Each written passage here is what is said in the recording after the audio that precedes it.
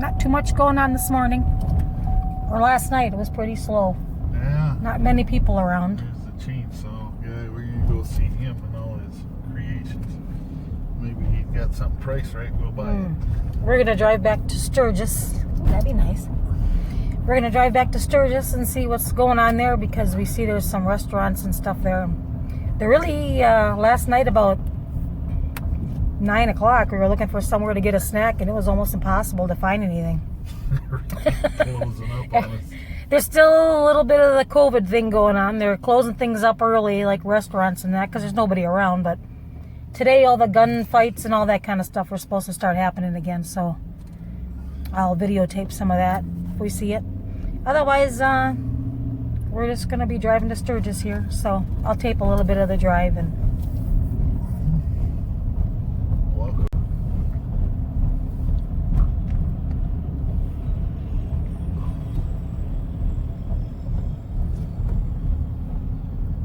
All under construction here. yeah, lots of construction. Ah, here's a gas station finally. Oh, there's one. We were wondering where people got gas around here.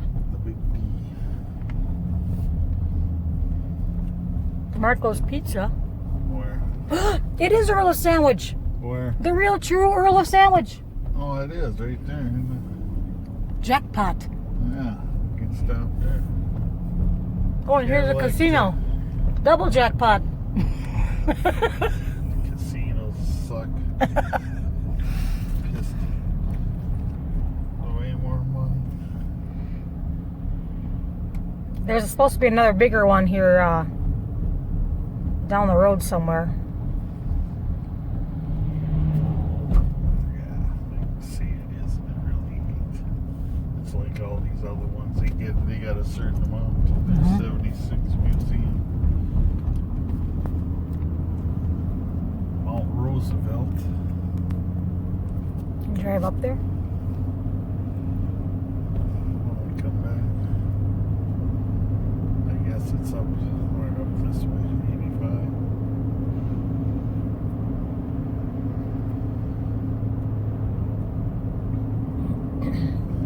85. Deadwood Station. A lot of the hotels just have little small areas of casinos in them. They're Big orange sheet. They're nice. They're so close together. What's that? Big orange sheet next 5 miles.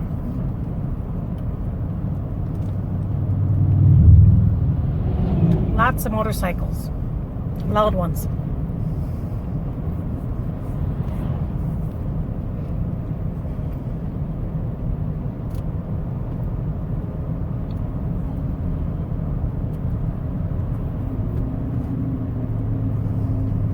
I don't know if you like the videoing this going down the road or not, Dad, but you said it kind of makes you feel like you're with us, so I thought, well, we'll videotape some of it anyway.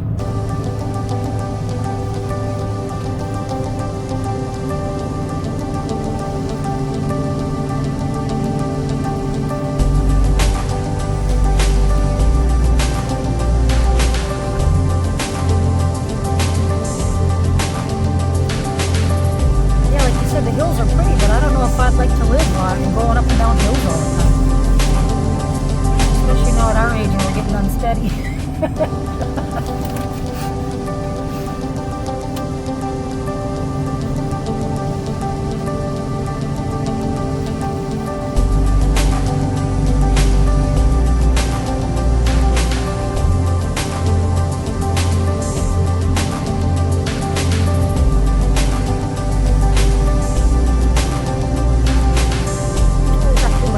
I'll save some tape for later.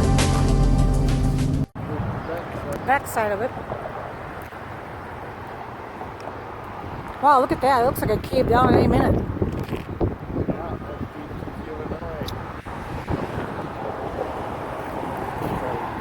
Pretty brave to park.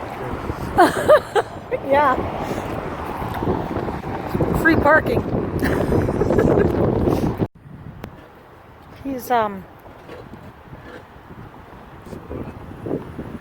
Dad said we gotta slow down.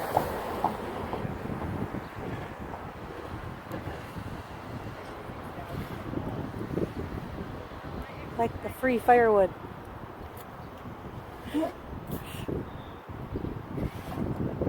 Oh, he's got an Irish hat on that one. Yeah. Look at that bench.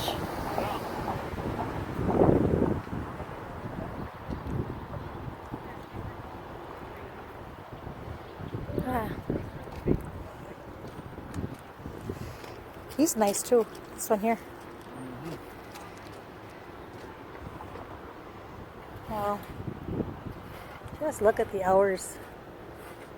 That one got the bib overalls, that bear there. You see that one back The red there? one? Yeah. Yeah. Cute. This one here. I never noticed this one out front, but this one here, yeah, you got the bibs too, the big one. Yeah. You got the one over. Got the one over shoulder only. Look at that pretty eagle one. That is really pretty. Yeah, you got some more involved. Yep. I bet he does pretty good. He's at the Old Style Saloon on number 10. This ain't where it originally happened. Huh? No.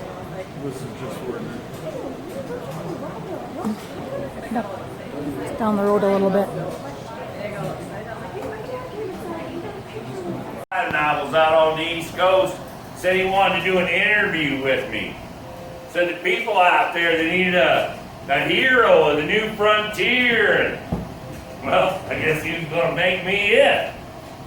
Now, in this interview, I did tell him some stories about myself, and yeah, maybe I exaggerated just a tad, but not nearly as much as he did.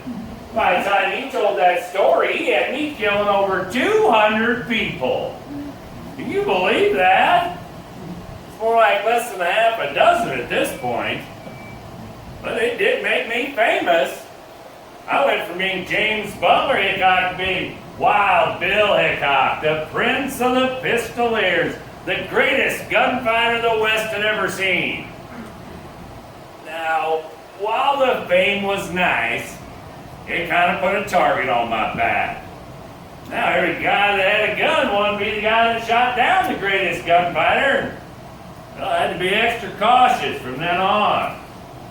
Now, still needing to get out of Springfield, though acquitted, they were not happy about it. And, well, I still needed work, so I took off and I headed west again. Oh, I traveled across Kansas doing odd jobs just to survive. I drove a little freight for a while, scouted for a while. But you know, as I'm out there scouting, I noticed something. There's a lot of small towns sprouting up out there. Yeah, it seemed like everybody just kind of headed west on this big land grab, you know? Well, I also noticed there wasn't a lot of law in any of them towns, to speak of anyway. Gave me an idea. Maybe I should be a lawman. So that's what I did. Now, I cleaned up a lot of towns across Kansas.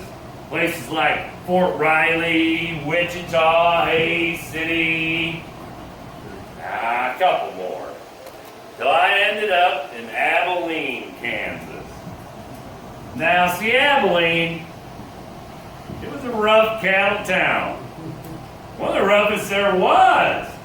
Them cattle drives would come through there, shoot up the town, scare the daylights out of the good people just trying to make a life for themselves. And, well, I can tell you, people of Abilene were sure happy when they heard the great Wild Bill Hickok took the job as their marshal and was going to clean that place up. Now, when I got there, I spent a few days in town trying to get to know everybody, and I got along with a good portion of them quite well.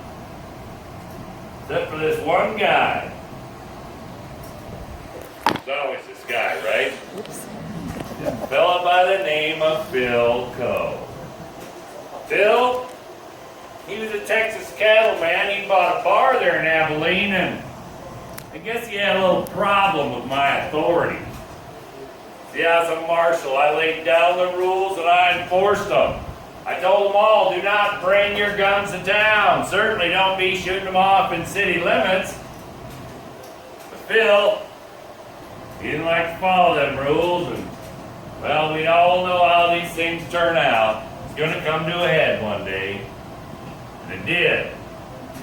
Sitting in the saloon early one evening, minding my own business, winding down from a long day's work, and I hear this ruckus in the street. People are screaming and hollering, guns are going off everywhere. I run outside to investigate. And who is it? It's Phil Coe and all his friends shooting up the town, scaring everybody. Well, much like Davis, I yelled at him to knock it off too, but he didn't want to listen either. Pretty soon we got a big shouting match going on in the streets, and well, Phil reaches for his pistol. Big mistake. I'm quicker. I saw him reach for his, reach for mine, drew first, bam, I shot him dead right there. But, like I said, he had all those friends with him. And they all had guns too. I'm by myself. I'm on the defensive. I looked up at them all and I yelled, "Who wants the rest of these?" Nobody said a word. Till I heard somebody yell my name from back in the alley. I turned quick, shot again. Shot my deputy, Mike Williams. You guys are laughing about that. Oh, now I shot my friend, my deputy. Oh, wait a minute, kid. I was getting awful concerned with the sense of humor of some of you folks. That was a bad day. I didn't much want to be a lawman anymore after that. So I gave it up, and I moved on. Oh, I bounced across Kansas again, doing the things I'd like to do to try and make myself feel a little better. I mean, sure, I had a drink or several, but I didn't find good card games about any town I went to. Now, at this point in my life, after I had shot my deputy, my friends were worried about me. They said I was drinking too much, I was wasting my life away, spinning out of control, and well, they all wanted to give me a leg up of sorts. And when I ran into Buffalo Bill Cody, now I know y'all know who that is, and Buffalo Bill and our other friend Texas Jack, they come up to me and say, "Bill, we're taking a Wild West show out to the East Coast, and we would be honored if you would join us." Well, that's gulch. It stinks something fierce. It's dirty. Just nasty down here. One street, Main Street, horses, the cattle, the oxen, they go down the street and do their business. People have dumped their chamber pots in the street. Main Street consisted of mud and muck about to here. It never dried. Yeah. We all know what another word for muck is, right? Well, people didn't care. They didn't care how it looked, how dirty it was, how it smelled. You know why? Oh, we had gold here. That's right. Gold fever will grab a hold of you and won't let go. You find any gold here? No? You probably wouldn't even tell me if you did, would you? Yeah, wise choice. Now, I was no different than anybody else. I wanted to make my fortune in gold, too. I knew I had a working claim out there. Charlie said I could work his. I went right out there and I started working it. I worked it hard for about 3 hours. Yeah, I found out real fast that gold mining was not for me. But Deadwood, being what it is, all the people, the gold, the saloons, the gambling halls, oh, it didn't take me long to find something else to do in this town. I was downtown playing cards. Now, seeing this table and those cards sitting idle like that is giving me quite an itch to play right now. I got 3 who want to come and play some cards with me. There's 1 back there, there's 2 right there, there's 3 right there. I need a bartender. I need a bartender. Are you raising your hand, buddy? You are? Okay, come on up. Come on up, everybody. Carl, good to see you. Charlie, See you. You're right over there. Captain, you're right there. Harry, you're right over here. All right, you can go ahead and put them bandanas on if you'd like. I tell you what, I'm going to talk to these folks for a few minutes, let them know how things go here in Deadwood. I'm sure they already know, so it won't take long. But then I got to go check on a horse farrier, make sure he's putting them shoes on right. Listen to this fella. He'll tell you all about Deadwood right now.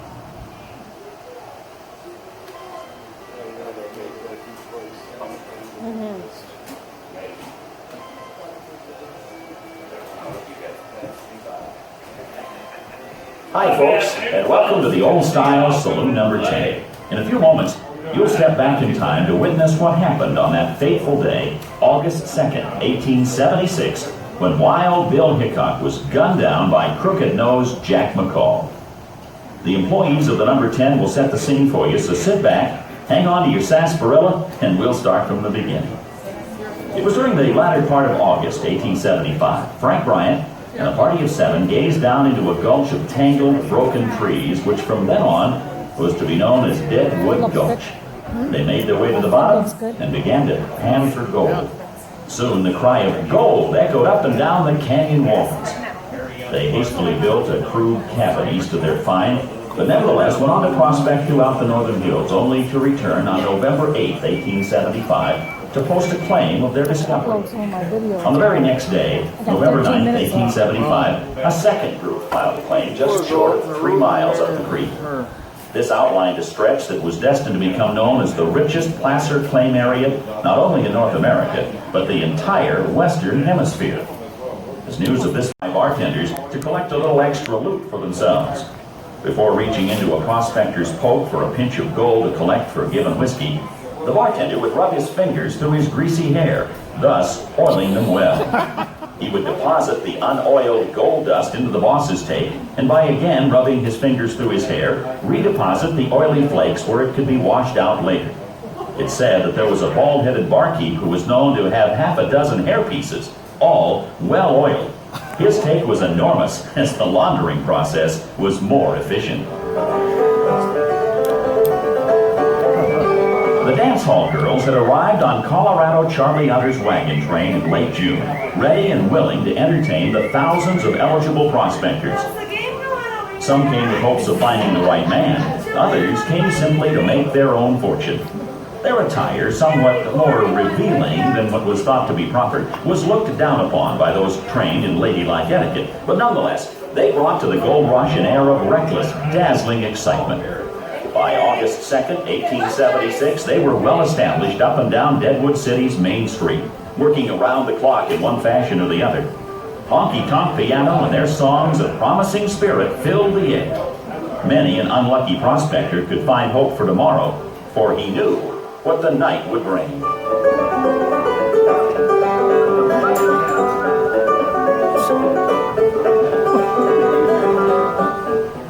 About 3 o'clock in the afternoon, Wild Bill Hickok entered saloon number 10, seeking a little poker action. Charlie Rich, a gambler from Cheyenne, Carl Mann, owner of saloon number 10, and Captain Massey, a riverboat captain from Missouri, were engaged in a game of draw poker and were quick to invite Bill to join them.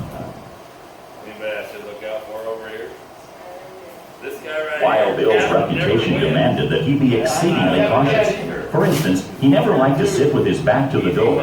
The vacant seat was so located, and a lively debate between Charlie Rich and Bill resulted in an attempt on Bill's part to get Charlie's chair. I don't care how long you've been there. I sit there, you know it, get out. Well, you can forget it.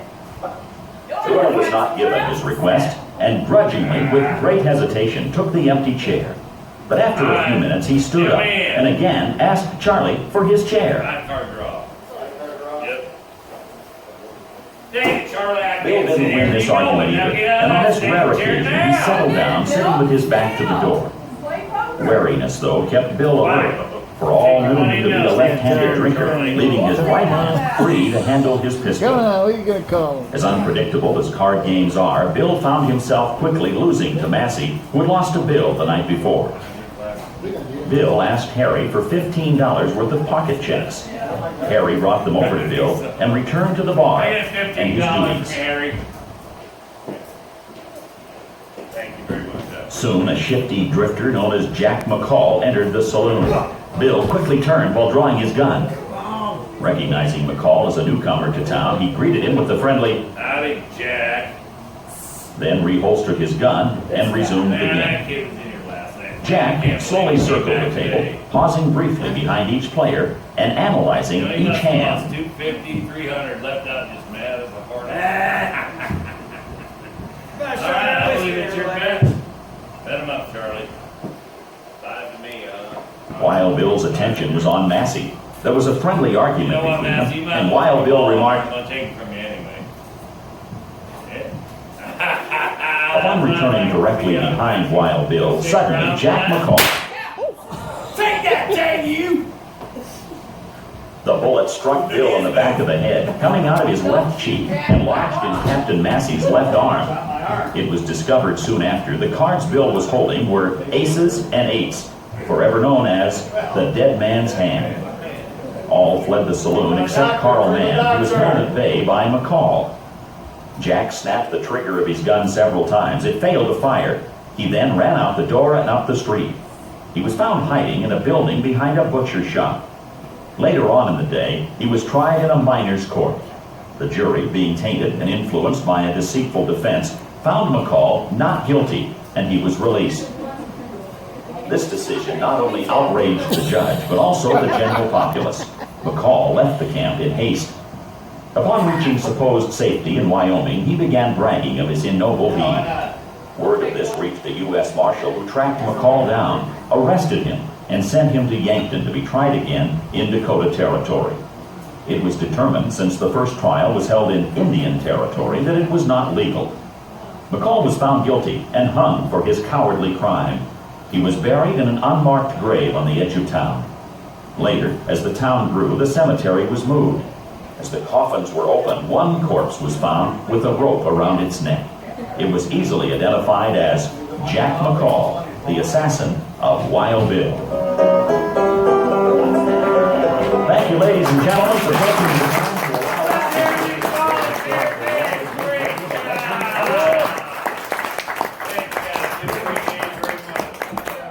Hey, we'll be up here for a little while. Do you want a picture with me or Jack over here? Come on up, don't be shy.